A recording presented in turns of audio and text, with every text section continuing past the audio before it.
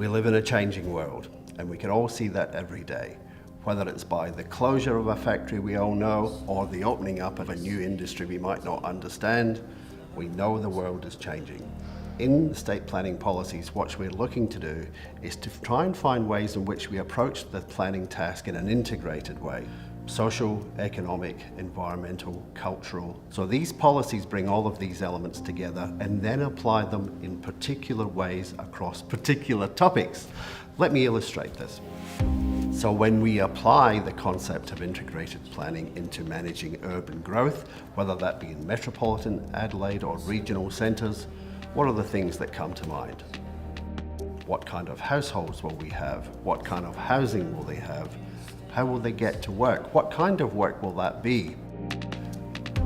Our aims in design quality are to maximise the physical quality of our buildings, our streets, our neighbourhoods and our places. Design principles will be at the heart of the new code that we will be developing. In big cities like Adelaide, it's not only the brand new buildings, the A grade and the premium buildings that should attract attention.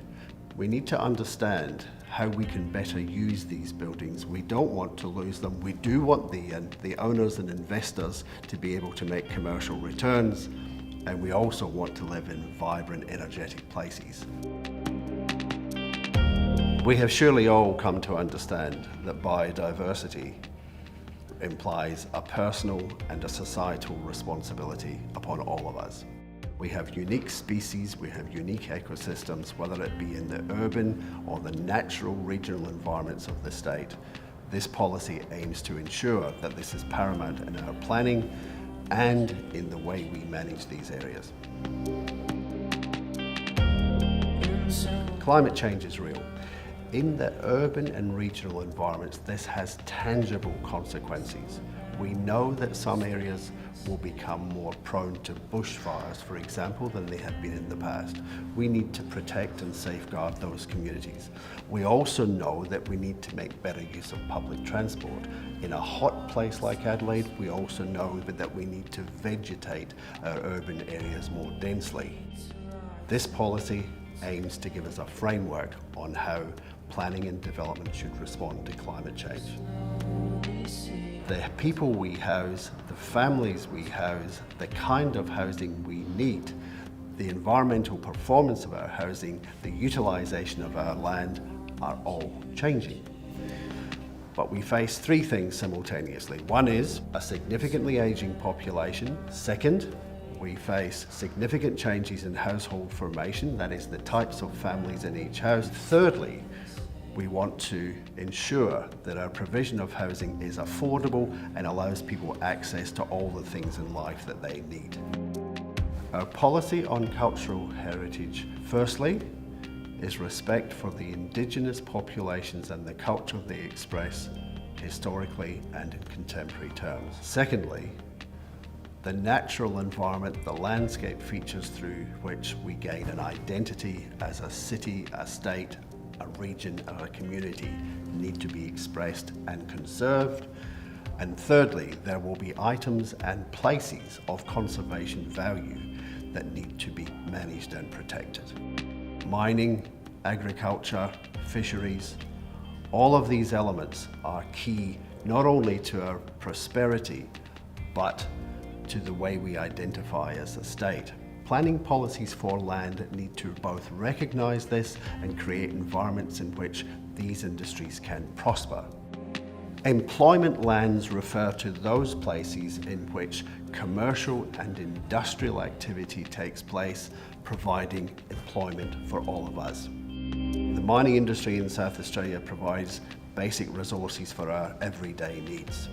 And the energy patterns, both in terms of production and consumption, are changing every day. The minerals and energy policies are intended to ensure that these core elements to our future prosperity are available in the future of the planning and development of the state. Our infrastructure and land policies are intended to ensure that transport is inherently built in to all of our future considerations. Our energy policy aims to ensure that sustainable energy is available for individuals, community and business in an ever-adaptive world. The coastal and marine environment throughout South Australia is unique by any standard. Our planning for the future needs to ensure that the aesthetic qualities of that which we all enjoy are not devalued in any sense. We need to have clarity about the preservation of that alongside development in adjacent areas. And of course, in all of this, we aim to ensure that biodiversity, the management of the natural environment is paramount. Water is the source of life. It is also the source of productivity. It is also the source and the core element of our biodiversity. In planning for the use of land, we need to ensure that our natural water systems are adequately protected, that we can store water in key areas, and that we can manage urban growth in a way that doesn't compromise our future water supply. Natural hazards are part of life. The science around natural hazards, whether it be storms, bushfires, earthquakes, is increasingly enabling us to plan its likelihood and especially to plan for its management and consequences. Some of this is very basic, ensuring that health services and hospitals are in the right places to deal with events that we can sometimes foresee. Our policy aims to create the framework in which our natural hazard management is optimised.